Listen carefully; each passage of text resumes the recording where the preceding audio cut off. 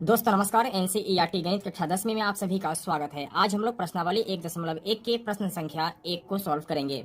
अगर आपको ये वीडियो अच्छा लगे तो एक लाइक कर दीजिएगा और चैनल पर नए हैं तो चैनल को सब्सक्राइब करके बेल आइकन को प्रेस कर लीजिएगा, जिससे हर आने वाली वीडियो का नोटिफिकेशन आपको समय समय पर मिलती रहेगी। तो आइए वीडियो शुरू करते हैं।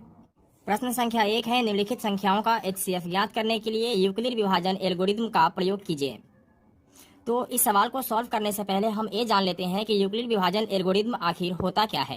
तो यहाँ आप देख सकते हैं कि यूक्लिड का विभाजन प्रमेय क्या कहता है कि दो धनात्मक पूर्णांक a और b दिए रहने पर अद्वितीय पूर्ण संख्याएं q और r प्राप्त होती है कि a बराबर bq प्लस r।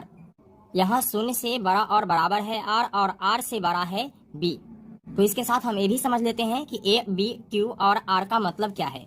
तो यहाँ a को भाज्य कहते हैं, ठीक है, b को भाजक, q को भागफल तथा r को शेषफल कहते हैं, ठीक है। यानी फाइनल होता है भाज्य बराबर भाजक गुने भागफल प्लस शेषफल। अगर यहाँ से आपको समझ में नहीं आता है तो आइए आपको और समझाने की कोशिश करता हूँ। देखिए, जिस संख्या में हम भाग देते हैं उसे भाज्य कहते हैं, ठीक है, यहाँ इसे a कहा गया है, और जिससे हम भाग देते हैं उसको भाजक कहते हैं, यहाँ इसे b कहा गया है। भागफल जो होता है उसे हम q कहते हैं और शेषफल को r कहते हैं, ठीक है। तो फाइनल इस सवाल में हमें क्या करना है कि भाग बनाना है और उसको क्या करना है कि भाज्य बराबर भाजक गुने भागफल प्लस शेष के रूप में लिख देना है। यही क्या हो जाता है कि यूक्लिड विभाजन प्रमेय का हो जाता है। तो आइए सवाल को सॉल्व करते हैं। यहाँ हमें लिखना है चूंकि 225 बड़ा है 135 से, ठीक है। इसके बाद क्या करना है कि 225 में 135 से भाग देना है, ठीक है, भाग देकर और उसे हमें लिखना है इसके रूप में। तो 135 से भाग देना है 225 में। तो एक बार में लगाएंगे कितना आ जाएगा 135, दो बार में लगाते तो इससे ज़्यादा हो जाता है, यानी 135 दूना कितना हो जाता है 270, ठीक है।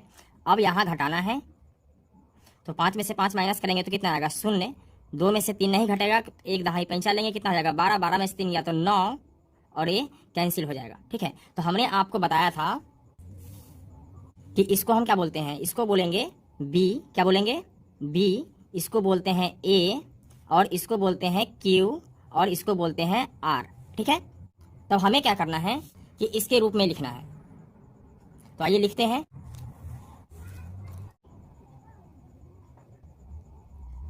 चरण 1, ठीक है।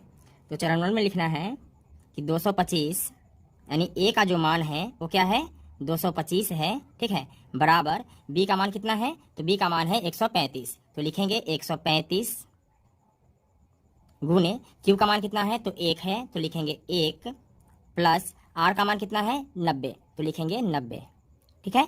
लिखेंगे चूंकि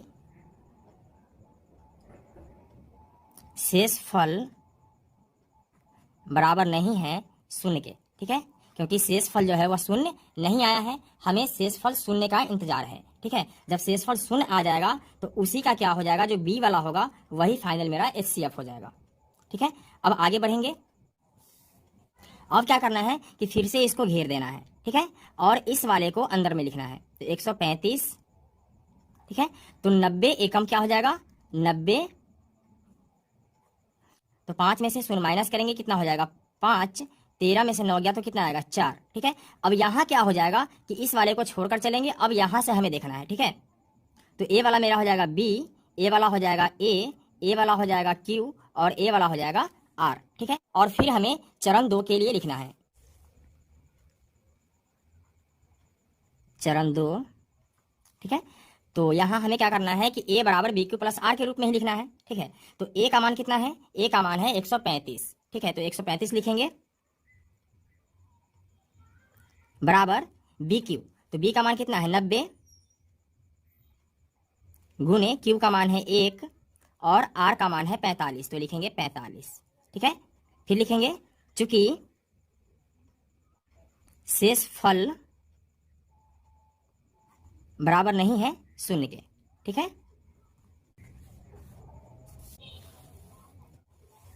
फिर आगे बढ़ेंगे और इसको घेरेंगे, ठीक है। अब इस वाले 90 को यहाँ लिखेंगे, तो 45 दूनी 90, ठीक है।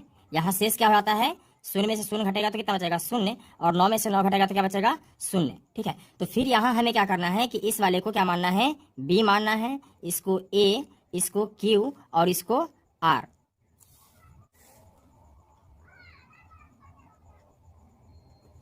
चरण 3, तो फिर हमें लिखना है ए बराबर बी क्यू प्लस आर के रूप में।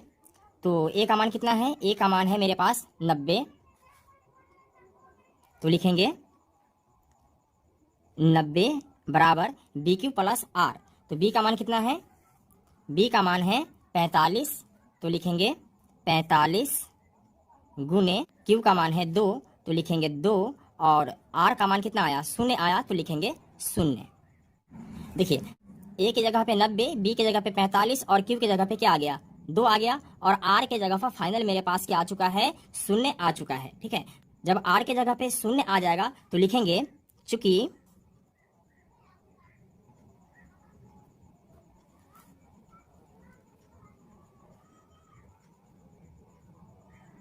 शेषफल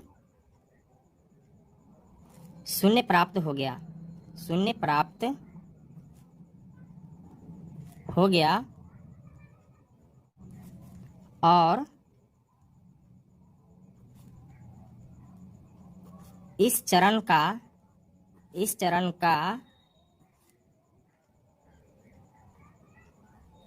भाजक कितना है? 45 है। तो लिखेंगे 45 है, अतः 135 और 225 का महत्तम समावर्तक यानी HCF कितना है? 45 है। ठीक है, यही मेरा फाइनल क्या हो जाएगा? आंसर हो जाएगा। तो दोस्तों मैं उम्मीद करता हूं कि आपको ये वीडियो पसंद आया होगा। अगर वीडियो अच्छा लगा तो एक लाइक कर दीजिएगा। चैनल पर नए आए हैं तो चैनल को सब्सक्राइब कर लीजिएगा। फिर मिलते हैं एक और वीडियो में, तब तक के लिए जय हिंद।